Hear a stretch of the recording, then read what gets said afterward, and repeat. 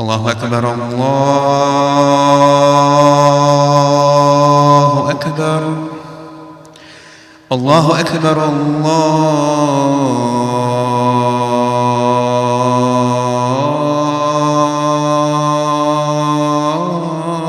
الله أكبر.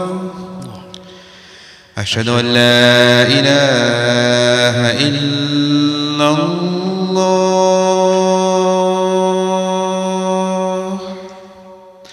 أشهد أن لا إله إلا الله.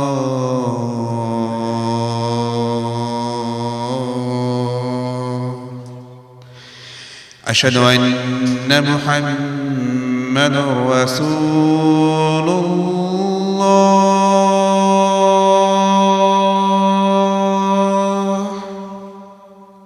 أشهد أن محمد رسول الله.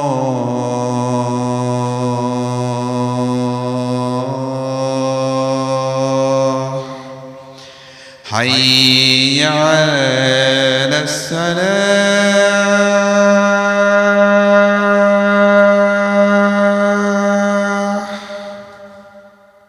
حي على الصلاة.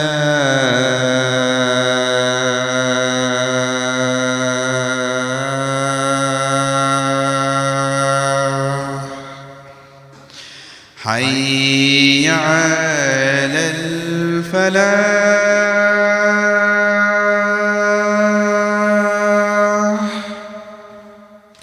حي على الفلاح.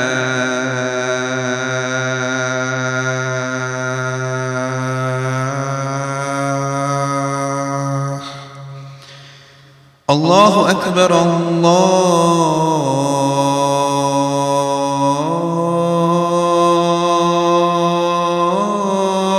الله أكبر. لا إله إلا الله.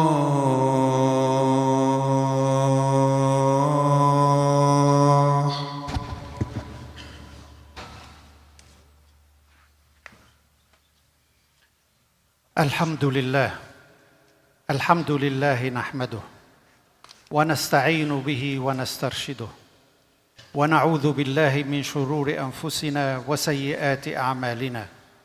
من يهد الله فهو المهتدي ومن يضلل فلن تجد له وليا مرشدا.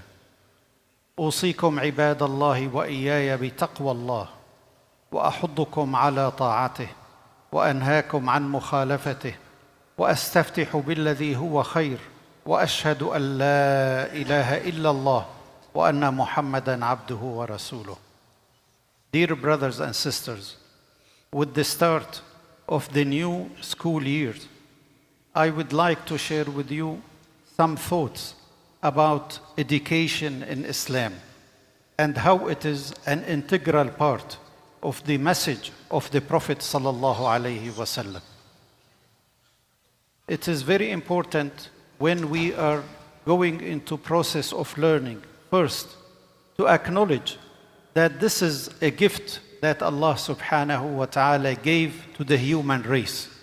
This is something that is different from what Allah subhanahu wa ta'ala gave to our partners on this earth, to monkeys, for example, who looks very much in their behavior similar to us.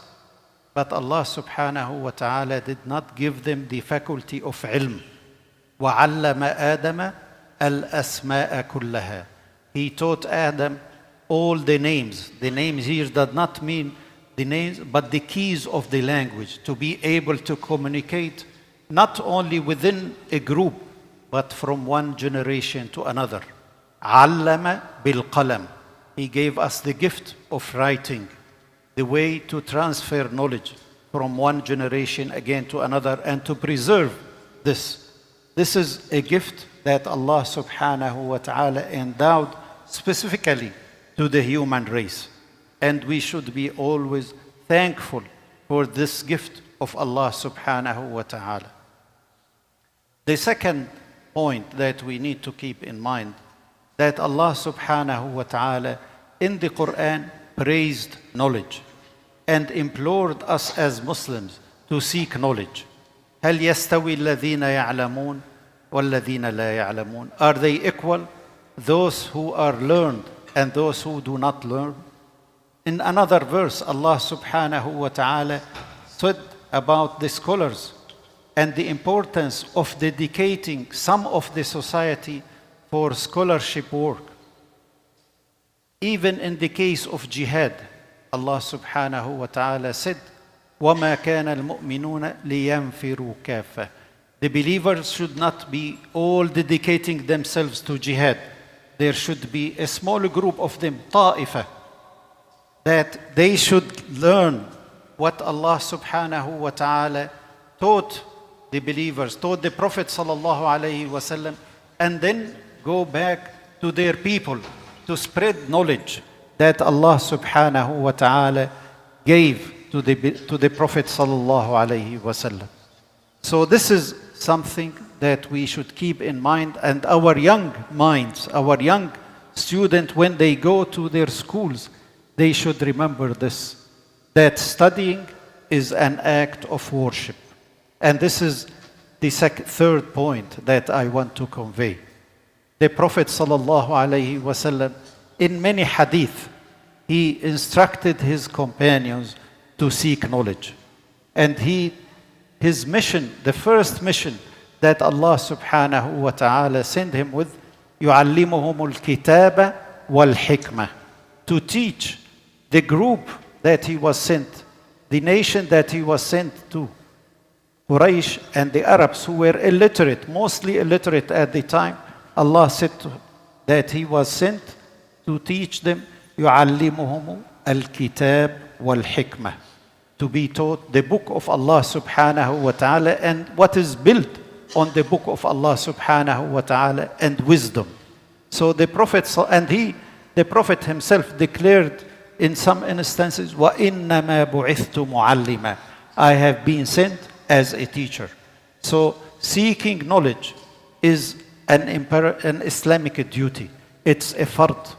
And in fact, many scholars of the Tabi'een, like Sufyan al-Thawri, Abdullah ibn al-Mubarak, they said that seeking knowledge, talabul ilm, is more important than doing tahajjud, more important than nawafil, because talabul ilm is a fard. This is how they understand this. And this is the importance of the education and knowledge in our belief, in our religion, and the practice of our forefathers. The fourth point, when we are studying, we should always remember that this is a duty, not because we want to improve our living. That's something acceptable. It is a duty that we are doing to fulfill the commands of Allah subhanahu wa ta'ala, who asks us to study, who asks us to have knowledge. And we see this in the life of Musa alayhi salam, who was very knowledgeable as a prophet of Allah subhanahu wa ta'ala. But still, he made a journey to seek Khadir and to learn more, to see that Allah subhanahu wa ta'ala has given someone other than the prophet of the time some knowledge that only this person is known to have it, and that Musa alayhi salam took a journey to learn this knowledge. This is again an eye-opener to all of us, that we should seek knowledge wherever it is, because it is a duty. And it is not only a way to improve your living. It's not a way only to fulfill your ambition. It is a duty that you do for the sake of Allah subhanahu wa ta'ala. And as such, we always relate to Allah subhanahu wa ta'ala when we are seeking knowledge, whether we are studying fiqh or studying medicine. And in this regard, Islamic way of studying and education differs greatly from the Western way of education in this regard. We always have Allah subhanahu wa ta'ala as our guide. If you look around you in this society, in the Western society, many of the scientists, many of the researchers, they have no point of reference. They think only that they can do whatever they like, without any consideration, without any reference, whether it is around them or even a higher reference like Allah subhanahu wa ta'ala. But as Muslims, when we are studying, we always refer things to Allah subhanahu wa ta'ala. And this may sound very important in the sciences of fiqh, in the sciences of hadith. I would say it's even more important when you are studying medicine. Because in the science of hadith, in the science of fiqh, you are not seeing the miracles of Allah subhanahu wa ta'ala as you would see it when you are studying anatomy, when you are studying genetics.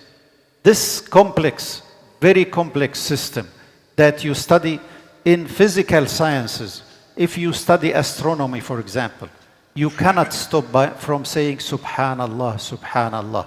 And this is a very important reference that scientists should always have in mind. If you ask normal scientists, non-believing scientists, they would say, well, we found it like this. It happens to be like this. But who instructed the body to behave in such a way? Who instructed these trees to shed its leaves very soon? And soon it will stop even feeding itself. Who instructed this? Who carried this instruction from one generation to another? It is the creation of Allah subhanahu wa ta'ala. And this is what distinguishes us as Muslims from others. We see the wonders, the miracles of Allah subhanahu wa ta'ala in every turn, in every way. And as such, we are very humble. Again, this is a very important point in science, in studying, because if you look around us again, you will see there are scientists who are humble and modest, and there are people and nations who are very arrogant because of what Allah subhanahu wa ta'ala gave them of knowledge. But this is something that Muslims should be always away from. Because when our forefathers established science as an integral part of the society, what they said, that manners, good manners, are even more important than knowledge. And as example of this, many people would say that when Imam Malik, for example, rahimahullah radiyallahu anh, taught in Medina, some of the scholars, the great scholars who studied at his hand, they said, we benefited from his manners as much, if not more, than we benefited from his knowledge. So knowledge and good manners go hand in hand in the Islamic system. When we look at the history of education in Islam, we see that it was also a miracle of Allah subhanahu wa ta'ala. The Prophet sallallahu alayhi wasallam came to all nations, but he was sent in a land that was barren, Arabia. It was not barren also only from trees and vegetables, but it was also illiterate land. People, very few people would know how to read and write.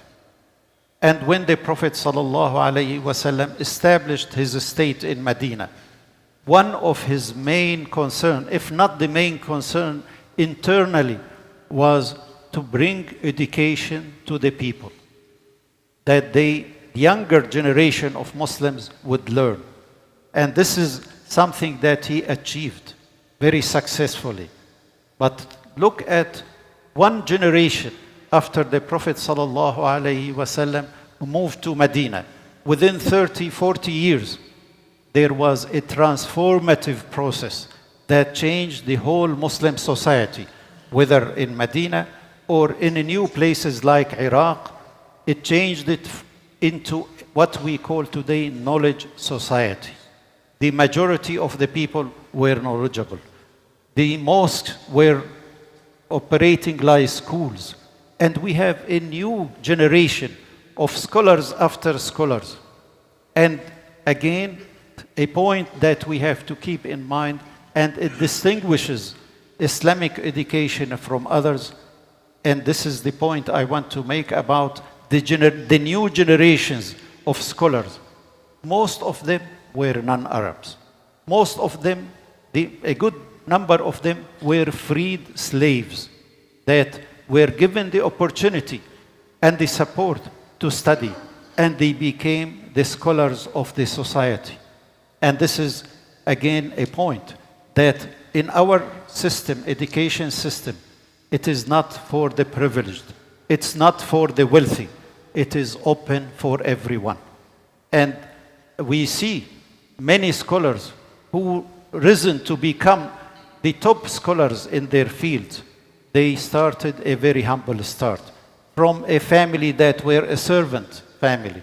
But still, because Islam ordered Muslims to share knowledge with others and not to keep it as a monopoly and to make it available to everyone, we see that this transformation was great transformation, not only at the level of knowledge, but at the people who carries the knowledge of Allah subhanahu wa ta'ala into the new societies. They were the Sahaba, but after the Sahaba we see a large group of people who were originally from non-Muslim families, who were originally non-Arabs, and they were able to carry this to a great extent. Another point to keep in mind, that Islam, when he commanded Muslims to learn and to keep learning, this is something that was established in the mosque of the Prophet sallallahu alaihi wasallam, that had circles of knowledge. And this tradition continued. The mosque was the focal point of learning. And schools were established many years later, probably in the 4th century of Hijrah. The first dedicated school was established. But before that, all learning or teaching was done at the mosque. And again, this shows that our religion, Islam, the religion that Allah subhanahu wa ta'ala sent to bring knowledge to humanity, is rotating around the mosque. And that the knowledge is derived from Allah subhanahu wa ta'ala, and learning process was done in the house of Allah subhanahu wa ta'ala. Another point to look at the Islamic system and its difference from the Western system, that in our society, in our history, scholars, whether they were scholars of fiqh or scholars of physics, were always, as I mentioned earlier, doing this under the banner of Islam, under the fear of Allah subhanahu wa ta'ala, under the observation and acknowledgement of Allah subhanahu wa ta'ala. And even when there are some differences of opinion, it was resolved in the best way. If you compare this to the Western history, where the church established itself as an authority on everything, and they started dictating to scholars of astronomy, for example, this is what you should say, this is what you should not say, and you cannot say that the earth is flat or the sun is the center of the gravity, the center of the planet, and all of this. In our history, this did not occur at all. Why? Because many of our scholars of fiqh were scholars of astronomy. Many of our scholars of hadith were scholars of physics. We didn't find a difference between one field of science or another. And they studied all with open mind, not with something that is, I dictate what you study. And they were always open to discussion. They were always open to talking to each other and reviewing what each of them have done. This is something that has its roots even in the life of the Prophet sallallahu alaihi wasallam. When the Prophet one time mentioned something about the hereafter, Aisha radiallahu anha questioned him. And the Sahaba, based on this, established that you can always ask and look at things with a critical eye.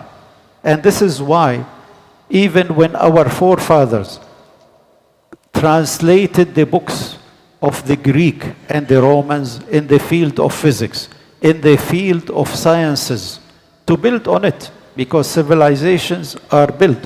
One generation built on the previous generation's knowledge. When they looked at these books, they did not accept it at face value.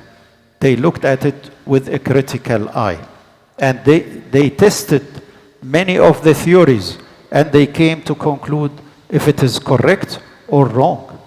And again, this is part of our Muslim history, part of our Muslim tradition, that was not applied only to the science of physics. It was applied, for example, to the science of hadith. When someone was narrating the hadith of the Prophet sallallahu alaihi wasallam, our forefathers established a system of examining this hadith and deciding if it is authentic or not, and its degree of authenticity. This is all because the science mind always look at things in the same way. And Allah subhanahu wa ta'ala endowed us with a continuation of generations that were scholars, one generation after another.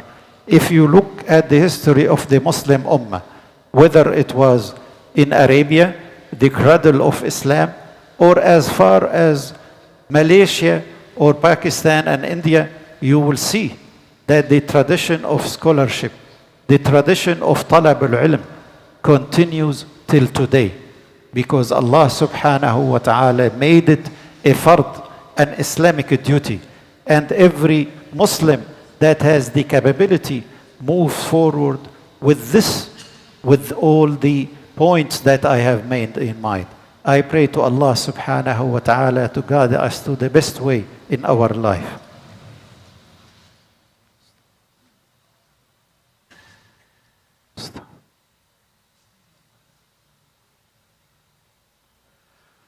الحمد لله رب العالمين والصلاة والسلام على سيدنا محمد وعلى آله وصحبه أجمعين. Because knowledge and seeking knowledge is an integral part in our tradition, we see that a place like Gaza has so many universities, so many institutions. And we saw also that the first thing the aggressor did was to demolish every institution of knowledge. Why? Because they realize that this is as important to Muslim as praying at the mosque. And they want to block the way of progress, the way of knowledge to Muslims. And this is to be expected from people whose heart is full of hatred, people who are bent on killing the whole Palestinian population. But what was not expected, and what is pain all of us, that we did not hear from universities in the West that claim to be very keen on knowledge and independence and all of this focus on human rights, that when universities, libraries were demolished one after another, we did not hear a voice from any major university protesting this, asking the government to do something about this, talking to our friends in Israel about this.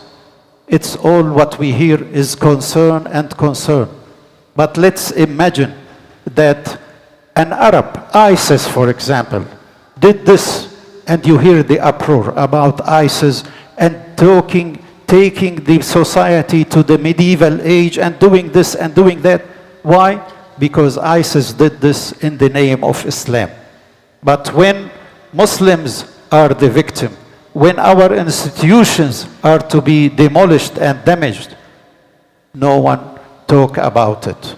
Everyone expect as if this is normal, and this is something to keep in mind, and to hold those who did this, who did not raise their voice against the demolition of the institutions of knowledge, to keep them accountable when the elections come. I am saying this because we will not forget our brothers and sisters in Gaza.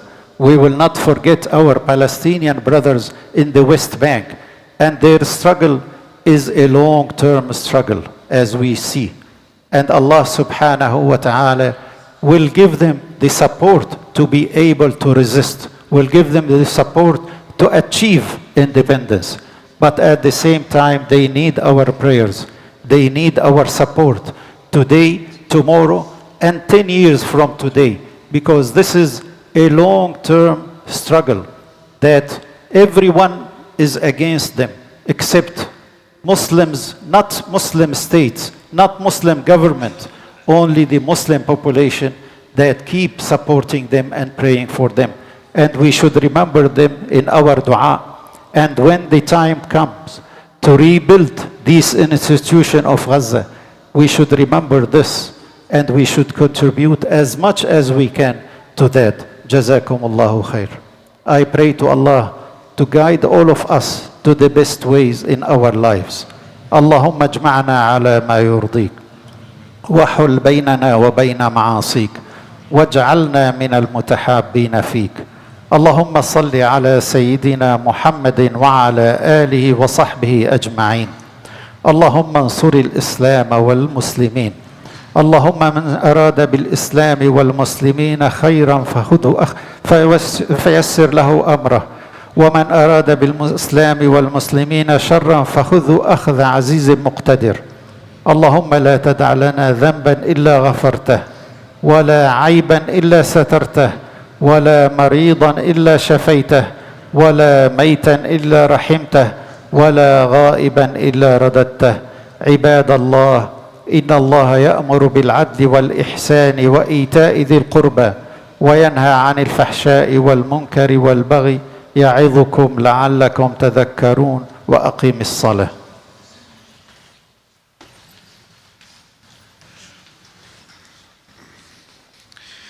الله أكبر الله أكبر. أشهد أن لا إله إلا الله، أشهد أن محمدا رسول الله. حي على الصلاة، حي على الفلاح، قد قامت الصلاة، قد قامت الصلاة. الله أكبر الله أكبر. لا إله إلا الله. لا إله إلا الله. طيب. Please move to this room behind the Imam if you can. I'll wait maybe a few minutes, a few seconds till you come inside.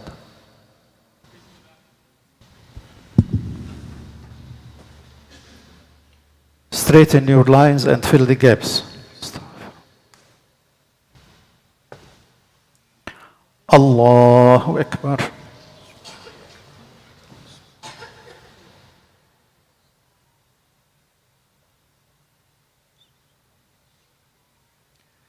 الحمد لله رب العالمين الرحمن الرحيم مالك يوم الدين إياك نعبد وإياك نستعين اهدنا الصراط المستقيم صراط الذين أنعمت عليهم غير المغضوب عليهم ولا الضالين.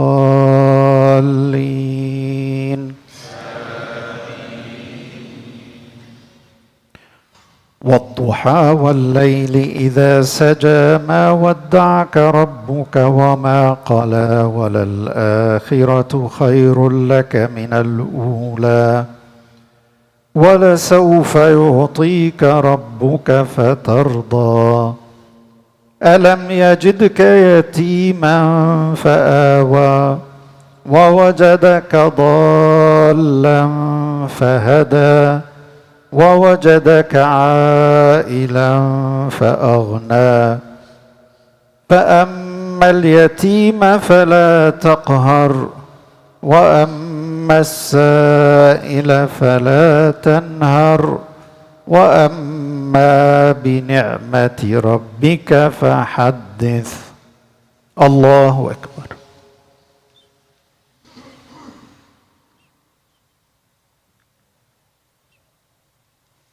سمع الله لمن حمده. الله أكبر.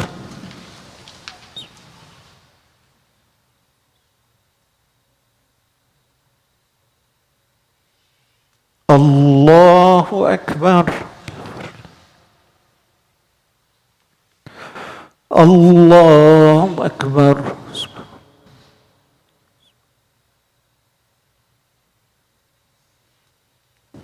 الله أكبر.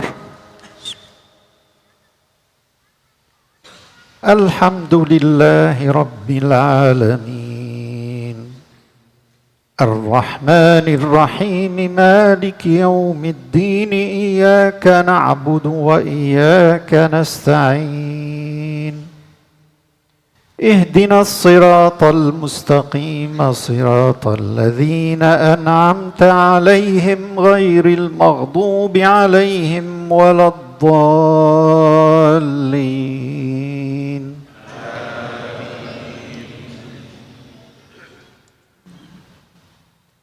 ألم نشرح لك صدرك ووضعنا عنك وزرك الذي أنقض ظهرك ورفعنا لك ذكرك فإن مع العسر يسرا إن مع العسر يسرا فإذا فرغت فانصب وإلى ربك فارغب.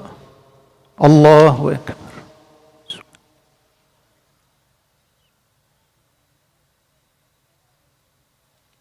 سمع الله لمن حمده.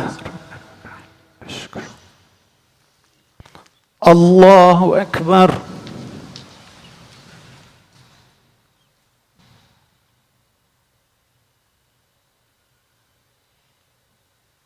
الله أكبر.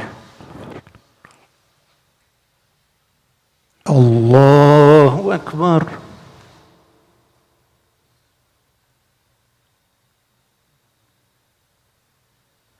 الله أكبر.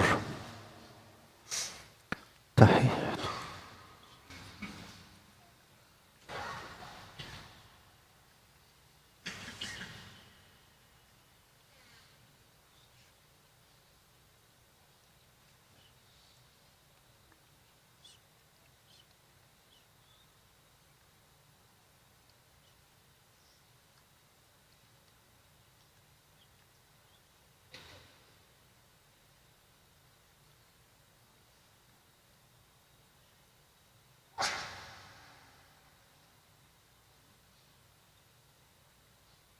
السلام عليكم ورحمة الله.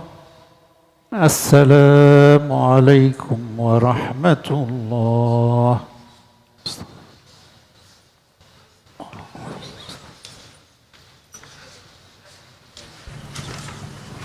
Assalamu alaikum, brothers and sisters. So there's a family halqa tonight as always by Sheikh Riyad. The topic is Nation Builders, Stories of the Prophets. So please bring your family, especially the kids. Really enjoy this program. Secondly, there's the MCNA Oakville Friday Islamic classes. The first semester is from September to December. Semester fee is $125. Online registration is open right now at mcna.icnasisters.ca.org/Oakville. So hopefully if you can just do mcna.icnasisters, you should get that link, inshallah. And lastly, I'll just make a quick announcement. I always like making this announcement. If you're ever looking to support causes related to Gaza, there's a couple of organizations that are always doing a great job. Number one, CJPME. You can always just Google them, it'll come up. It's amazing organization. Like I said, they have a lot of campaigns that go along, and they also do like email campaigns and everything, very quick to do. so just search them up, CJPME. I don't want to take too much time here. And you can look at some of their campaigns that they're doing. Also NCCM, this is National Council for Canadian Muslims. They're a group of basically lawyers and legal experts that challenge different organizations and courts to make sure that our voices are heard. So support them financially, support them during their email campaigns. Do everything you can, inshallah. Jazakallah khairan. Wa alaikum assalam wa rahmatullah.